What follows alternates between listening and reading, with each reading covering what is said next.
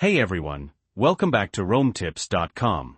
Today, we're going to walk through how to block a contact on your iPhone. First things first, open your phone app. Or if you prefer, you can open the Contacts app directly. Once you're in, tap the Contacts tab at the bottom. Now, find the contact you want to block and select them. You'll see all their info. To block them, scroll all the way down to the bottom. You'll see Block Caller. Tap it. A pop-up will appear. Juste tape, bloc calé, again. Boom. They're blocked. You won't receive any calls, texts, or anything else from them. Now what if you want to see a list of everyone you've blocked, or even unblock someone? Let me show you. Exit out of the phone app and open your Settings app.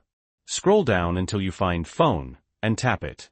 Next, scroll down until you see Blocked Contacts, and tap that. You'll see a list of everyone you've blocked, including the person we just blocked. To unblock someone, simply swipe left on their name, and then tap Unblock. They're removed from the list. Let's double check.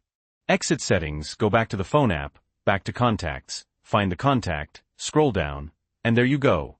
They're unblocked. You can contact them again just like before. And that's it. A simple way to block and unblock contacts on your iPhone.